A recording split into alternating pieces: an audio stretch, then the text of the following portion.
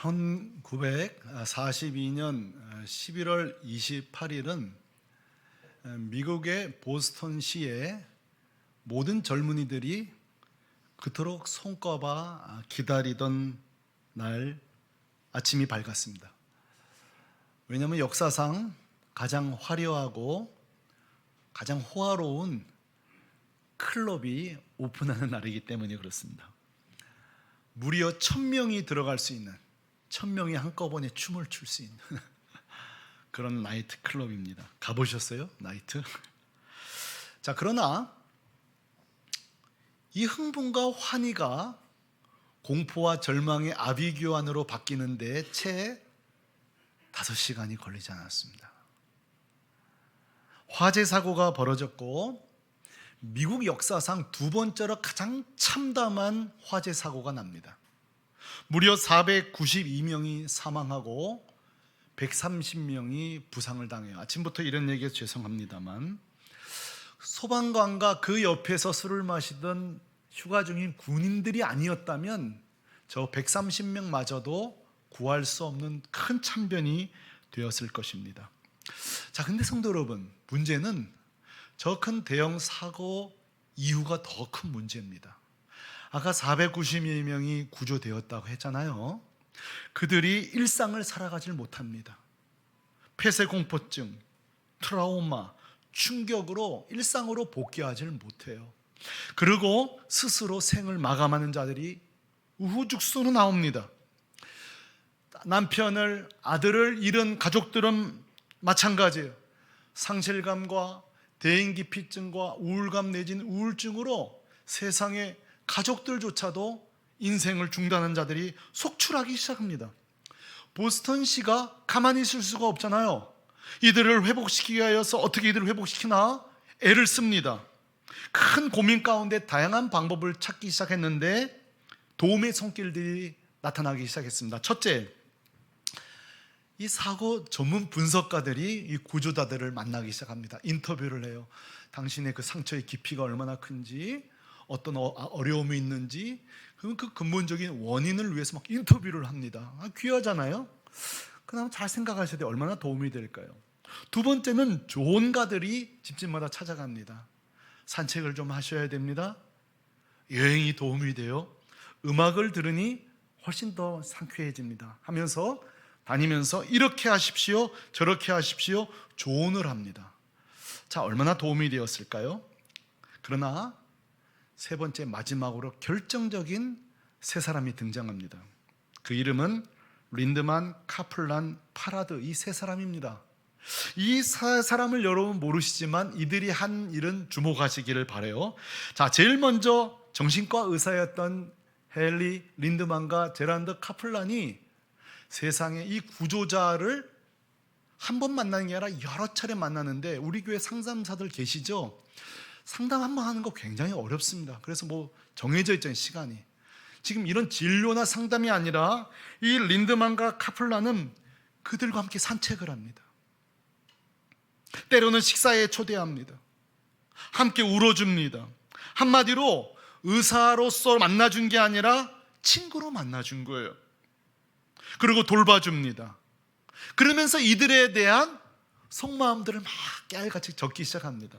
그 다음 또 한 사람인 파라드는 사회복지사예요. 우리 교회 사회복지 하는 분들 계셔서 전문가 앞에서 잡히지도 않는 주름 좀 잡아보겠습니다.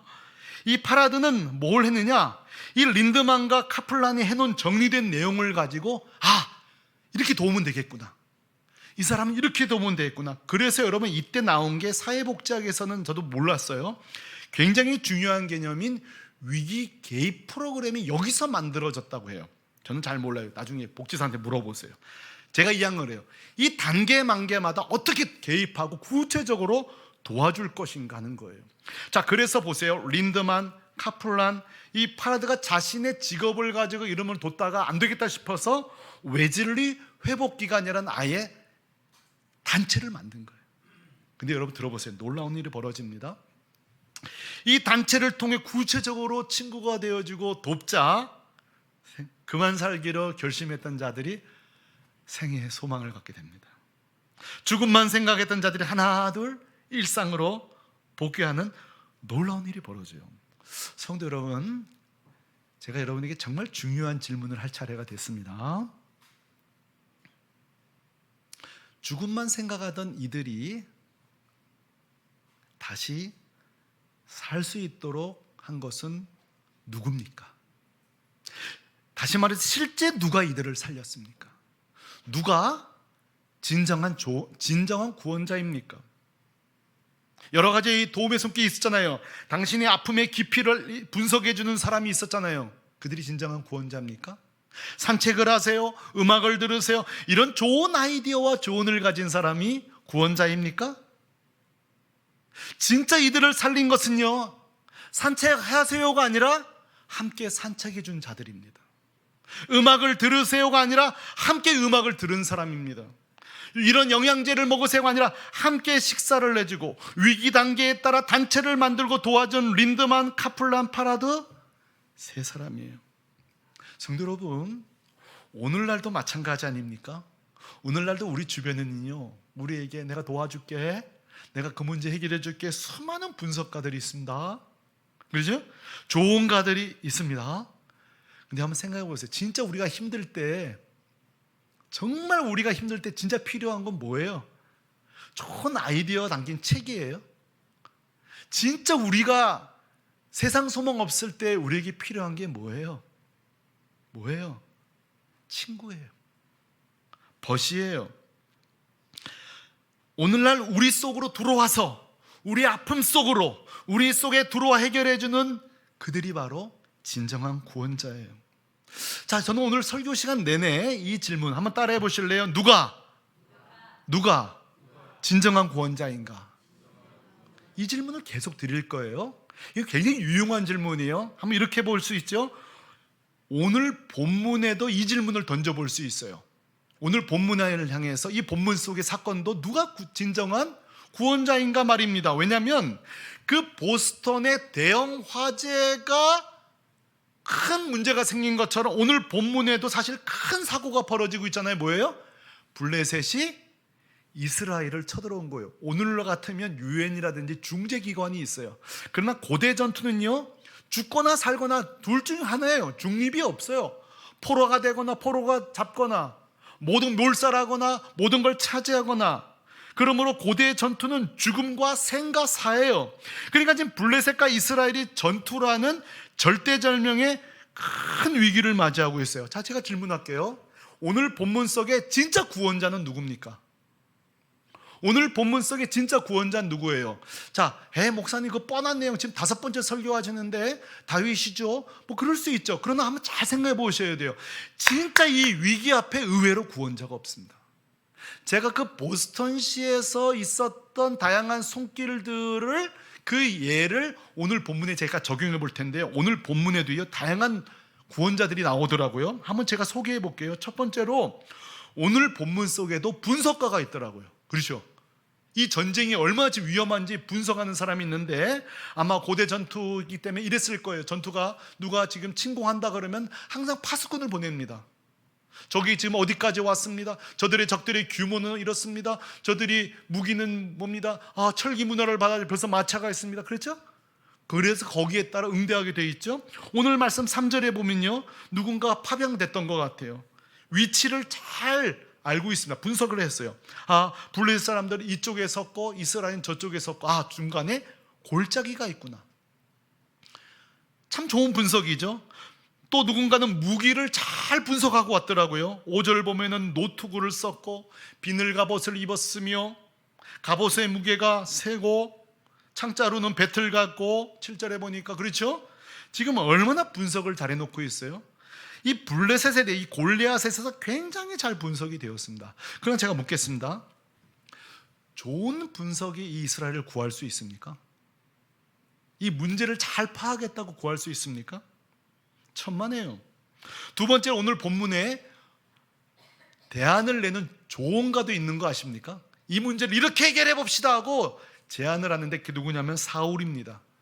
사울이 어떻게 제안을 하는지 아세요? 이 문제를 해결하기 위해서 보니까 25절 하반절 보니까 보상과 면세 제도를 합니다. 항상 왕이 그러잖아요. 저기 보세요. 많은 재물을 주고 딸을 주고 면세, 세금을 면제해 주겠다. 그렇죠? 이게 지금 사울의 조언이에요. 성도 여러분, 항상 세상에는요, 어떤 문제가 발생하면 돈으로 해결하려는 사람이 꼭 있습니다. 그렇죠? 돈으로 꼭 해결하는 사람이 있어요. 언제 방송을 보니까 아이가 아빠와 갈등이 심해요. 그 상담사가 아빠도 만나고 엄마도 만나는 거예요. 그 아들에게 아빠에게 진짜 원하는 게 뭐냐니까 아버지랑 공차기를 하고 싶다는 거예요. 축구를 하고 싶다는 거예요. 근데 아버지는 뭐라는지 아세요? 내가 창고서 놀이가 안 사준 게 어디냐는 거예요. 그동안 내가 너한테 안 사준 게, 지금 아버지는 뭘로 해결하려고 그래요? 돈이에요. 내가 너한테 못 해준 게 뭐냐. 근데 애는 지금 그게 중요한 게 아니에요. 공이 중요한 게 아니라 함께 공을 찰 사람이 필요한 거예요. 여러분, 세상에는요, 항상 돈으로 뭔가를 해결하려는 사람들이 늘 있습니다. 그러나 보세요, 이 사울이 자, 돈을 많이 줄게, 내 딸을 줄게, 세금 면제해 줄게 하는데 이게 이스라엘을 구원하나요? 아무도 구원하지 못합니다. 성도 여러분, 우리는 이 본문을 너무 잘 알기 때문에 좀 긴장이 떨어질 수 있어요. 우리는 이 스토리의 결론을 압니다. 이 절대절명의 순간에 진정한 구원자는 사울도 아니에요. 이 전쟁 분석가도 아니고 우리가 잘 아는 것처럼 어린 소년 다윗입니다. 다윗이 이 절대절명의 순간에 보세요, 문제를 분석하는 게 아니라 그 전쟁 속으로, 포화 속으로, 그죠? 그 싸움 속으로 달려간 사람은 분석가가 아니에요. 조언가도 사울도 아니에요. 다윗만 그 문제 속으로 쑥 들어갑니다. 마치 그 보스턴 그 건물에 뛰쳐들어간 소방관들처럼, 군인들처럼, 그 다음에 린더만, 그 다음에 이 모든 친구들 세 사람처럼 말이죠. 실제로 그들 속에 들어가서 그 문제를 직면한 사람은 다윗밖에 없다는 거예요. 자, 여러분, 이 다윗의 스토리가 그렇게 돼서 구원자가 됐구나, 이렇게 여러분 생각할 수 있지만, 이 문제를 여러분 우리에게 적용하는 순간에 여러분 새로운 생각이 들릴 거예요. 잘 보세요. 우리에게도 이 질문이 필요합니다. 누가 진정한 구원자인가? 보세요. 우리 삶 속에서 여러분 우리는 구원자가 지금 필요한 상황이에요. 우리에게 적용해 보겠습니다. 오늘 현대인들은 마치 모두 다, 여러분들은 다 지금 솔직히 골리앗 앞에 서 있습니다. 전부 다 골리앗 앞에 서 있습니다. 우리 힘으로 해결할 수 없는 다양한 위기를 직면하고 있습니다. 요즘처럼 자녀 키우기 어려운 부모님들은 자녀 양육이 보통 쉬운 게 아니에요. 하나 있던, 저처럼 셋이 있던 정말 힘들어요. 이 정부가 애 많이 낳으라고 하는데요, 사실 제가 새 키워보니까요, 둘 키운 사람은 조금 말 안 하셔야 돼요. 새 키워보니까 이 쉬운 게 아니에요. 정말 쉽지 않아요. 그러니까 자녀들에게 국민들에게 애를 많이 낳으라 하지만 환경을 열어줘야 돼요. 집 문제, 그래서 환경을 열어줘야 돼요. 사실 여러분, 우리 부모님들 자녀 양육, 사실 이거 정말 골리앗과 같습니다. 요즘 대학 보내기가 얼마나 힘들어요. 대학 졸업해서 취업하기 얼마나 힘들어요.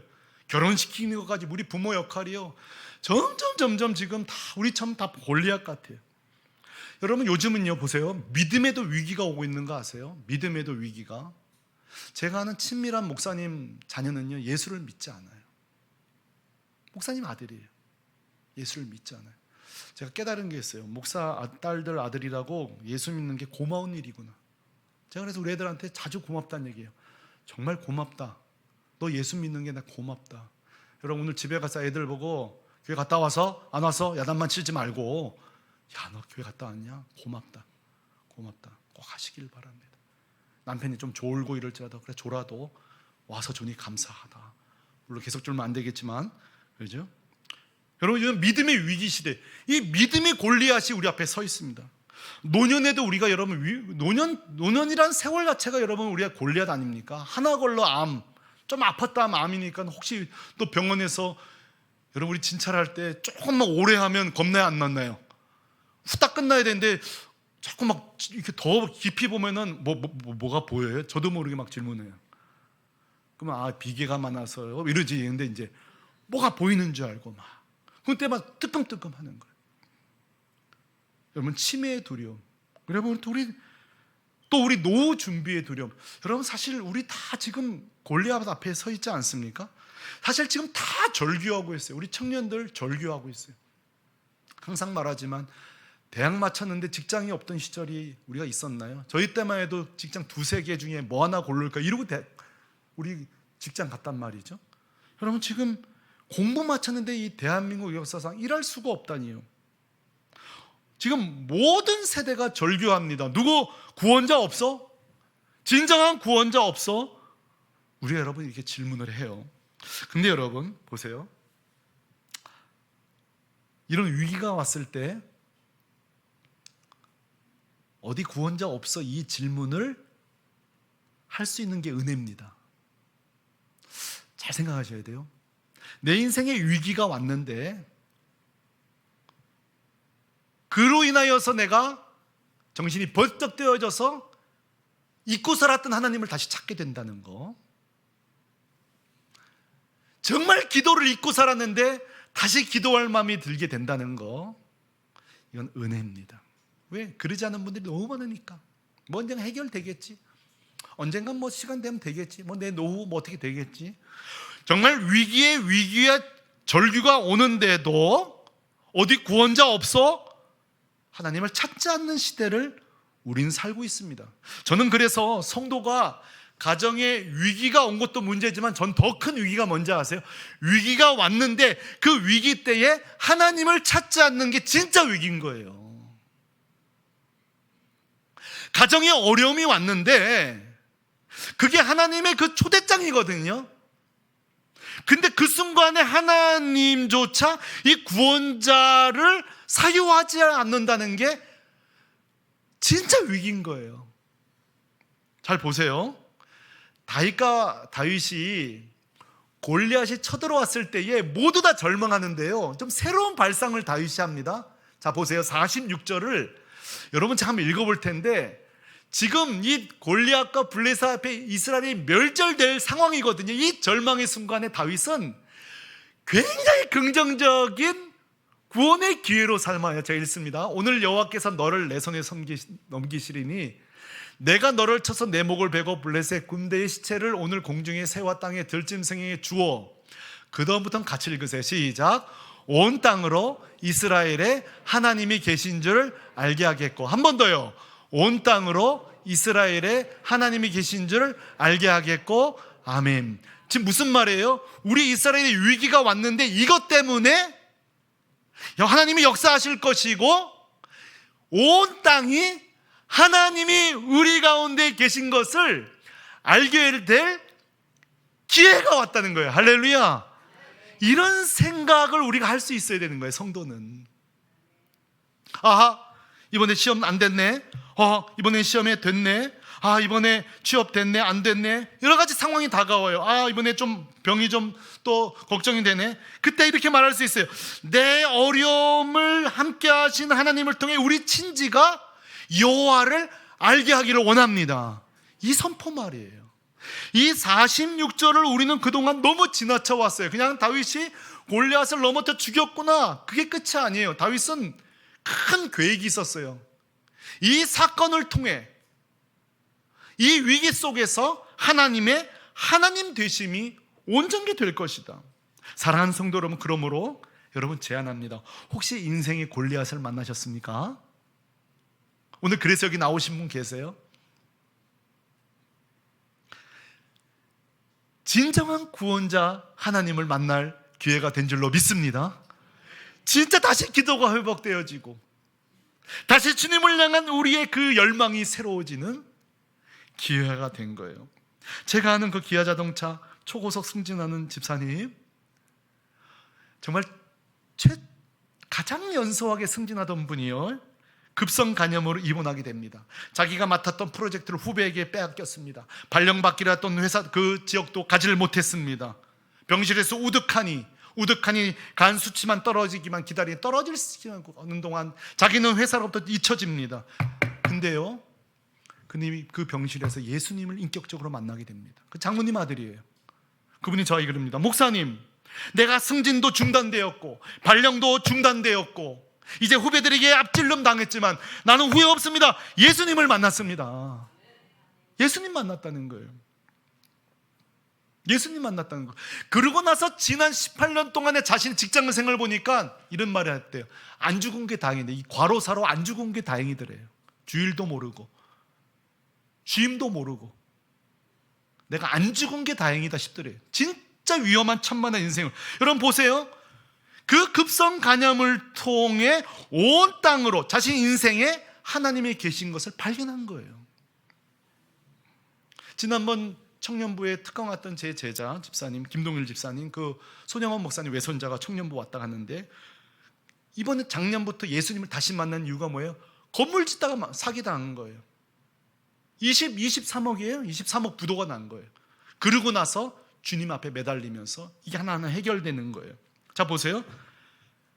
이 건물에 대한 큰 위기가 왔지만 하나님이 온 땅의 구원자 되심을 만나게 된 줄로 믿습니다.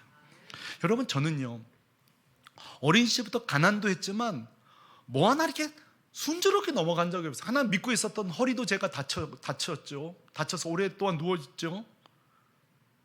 건강도 잃었죠. 대학도 한번 떨어지죠. 모두 다 붙는 운전면허도 떨어지죠. 교회도 몇 번 여러 번 교회 갈 수 있는데도 못 가게 되죠. 뭐 하나 제 인생에 이렇게 좀 언덕을 쉽게 넘어간 적이 없어요. 쉽게 넘어간 적이 한 번도 없어요. 단 한 번도 없어요. 저 같은 분이 있습니까? 그러나 여러분 행복해 하십시오. 그 언덕 하나하나 넘으면서 예수를 만났습니다. 인격적인 주님을 만났다고요. 제 인생에 그렇게 코너를 돌면 또 그 골리앗이 하나 기다리고 있어요. 어서 오세요. 어서 오세요. 기다렸습니다. 이러면서 이제 골리앗 끝이겠지. 또 골목 넘으면은 또 골리앗 하나 기다리고. 근데 하나님이 넘어서게 하는 거예요.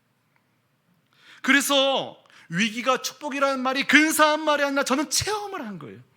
우리 인생에 위기를 만날 때 누가 진짜 구원자인가? 예수 그리스도를 여러분 만나시기를 바랍니다. 누가 진정한 구원자인가? 이 질문은 여러분 우리 구원에도 적용할 수가 있습니다. 우리 구원에도. 자, 성도 여러분, 오늘 온라인으로 예배 드리시는 분들, 이 예배에 참여하신 분들에게 묻습니다. 지금도 여러분 가운데 종교는 다 같은 거고 그 중에 나한테 맞는 거 하나 골라 잡으면 평안 누리고 사면 되지 하는 분 계십니까? 자수하여 광명 찾으세요. 계십니까? 종교는 다 똑같고 그 중에 하나 나한테 적합한 거 하나 골라서 마음의 평안을 누리고 남한테 해코지 안 하고 잘 살면 그만이지. 그런 분 계십니까? 이 질문은 왜 하냐면 10년, 20년, 30년 심지어 직분을 가져도 그런 분이 있을 수 있습니다. 저는 새물결교회 성도는 절대 그러시면 안 돼요. 자, 목사님 뭐든지 믿으면 잘 믿으면 되고 그런 분 계시는 분이 만날 때마다 제가 늘 10번이고 100번이고 1000번이고 항상 듣는 예화가 있고 오늘 이 예화를 들겠고 앞으로도 제가 이 새물결교회 목회하는 동안은 여러분 저희와 또드네 하셔도 할 수 없어요. 저는 계속적으로 이 이야기를 할 것입니다. 바로 이것입니다. 여러분 세찬 바람과 강물이 흐르는 한 강이 있다고 쳐보십시다. 그 강에 한 사람이 빠져 허우적거리며 곧 죽어갑니다. 그 곁에 세 사람이 지나갑니다. 첫 번째 사람이 지나가면서 이렇게 말합니다. 정도에서 벗어났구만. 사람에겐 갈 길과 가지 말아야 할 윤리와 도덕이 있다네. 그러면서 혀를 차고 지나가 버립니다. 두 번째 사람이 지나갑니다. 이렇게 말합니다. 인생이란 이처럼 허무한 것이라네. 물속에서도 그건 깨달음이 있을 걸세. 다음 생에는 보다 나은 모습으로 환생하시길 성불하시게. 그리고 또 지나갑니다. 또 한 사람이 지나갑니다. 그 사람은 보자마자 물속으로 뛰어들어갑니다. 얼마나 물살이 센지 기력을 다해 그 사람을 올리지만 만만치 않습니다. 결국 그 세찬 물살 위로 그 사람을 올려놓지만 자신은 기력에 빠져 죽습니다.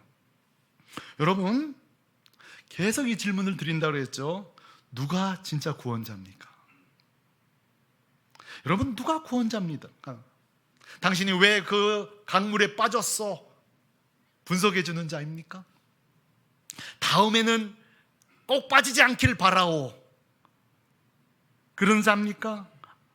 아니면 자기를 돌아보지 않고 그 물속으로 풍덩 뛰어들어 살리는 자, 누가 참 구원자입니까? 물어보나만 하죠.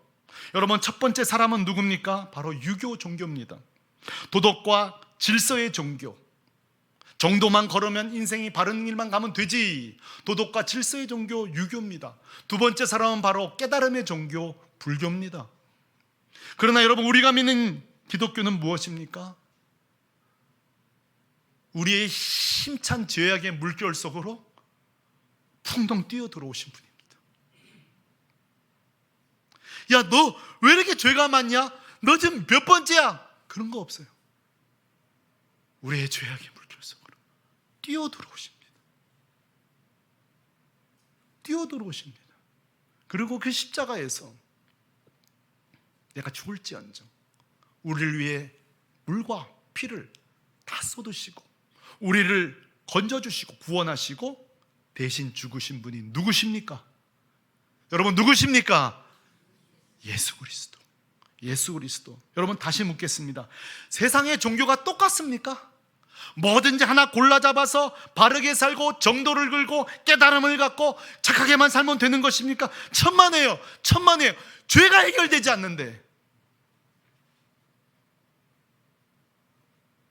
진정한 구원자는 우리 인생 속으로, 우리의 죄악 속으로 뛰어들어오신 예수 그리스도, 그분이 우리의 진정한 구원자이신 줄로 믿습니다. 새물결 성도 여러분, 제가 정말 간곡히 부탁드립니다. 예수 없는 예배 생활 하지 마시길 바랍니다. 결코 예수 없는 교회 생활, 종교 생활 하지 않기를 바랍니다. 10년, 20년, 30년 믿었는데도 왜 당신 교회 다녀왔는데 예수가 나오지를 않는다면 여러분, 전 눈물이 납니다. 목사로서 눈물이 나와요. 눈물이 납니다. 예, 물론 기독교가 평안을 주지요. 때로는 기독교가 우리에게 돈도 벌게 해줄지 모릅니다. 병도 낫게 해줄지 모릅니다. 그러나 그것은 주님이 우리에게 주신 생명에 비하면 아무것도 아닌 거예요. 아무것도 아닌 거예요. 그러므로 새물결 성도 여러분, 오직 예수 그리스도, 그분이 진정한 우리의 구원자인 줄로 믿습니다. 혹시 이 자리에 내가 우리 어머니가, 우리 아버지가 교회 나가란 말 좀 안 했으면 좋겠는데, 그러면서 억지로 따라 나온 분이 있다면 한 번은 이 질문 앞에 서기를 바랍니다. 누가 나를 위해 죽었는가? 나는 오늘 여기 왜 예배하고 있는가? 나는 그 수많은 종교 중에 하나를 과연 택해야 되는가?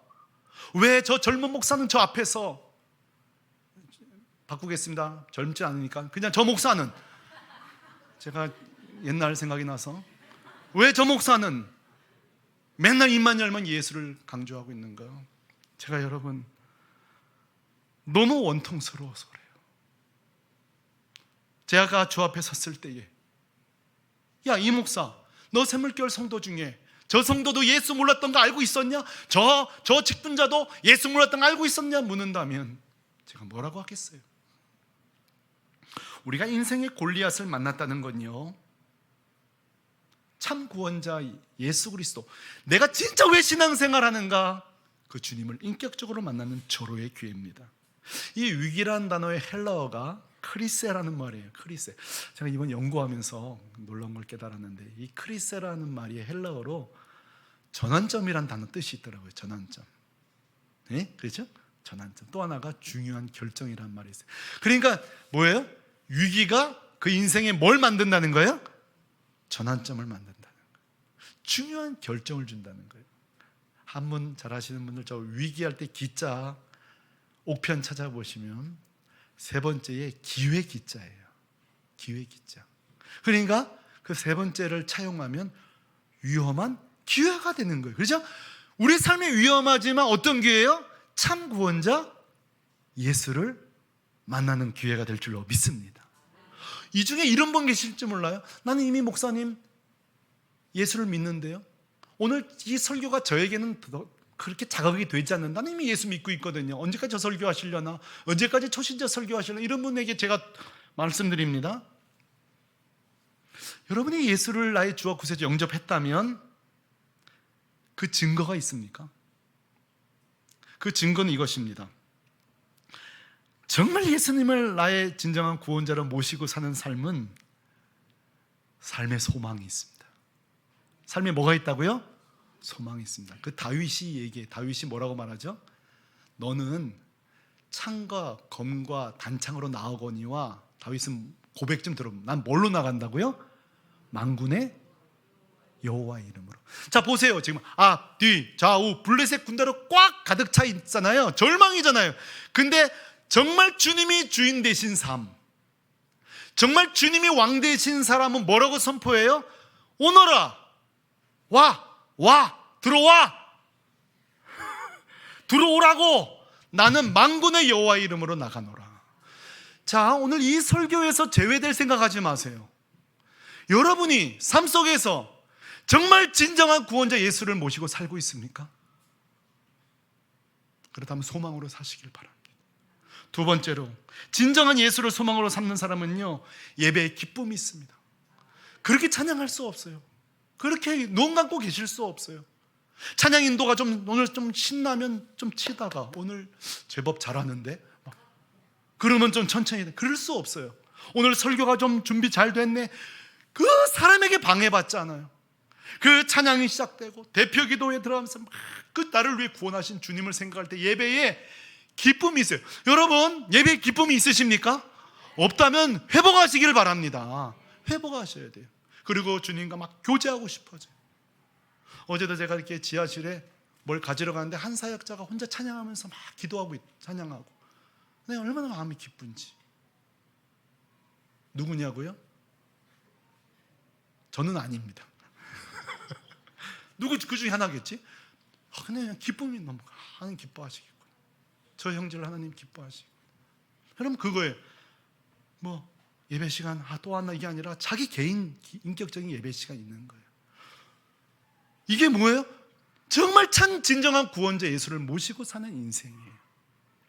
성도 여러분 생각해 보세요. 우리 모두 다 부족해져요. 다 부족해요. 찬양팀도, 목사 저도 이제 더 10살 넘어가고 말도 더 틀릴 거고요. 부족해요. 여러분, 이 사람 때문에 여러분 예배가 이러쿵저러쿵 돼서는 안 되는 거예요.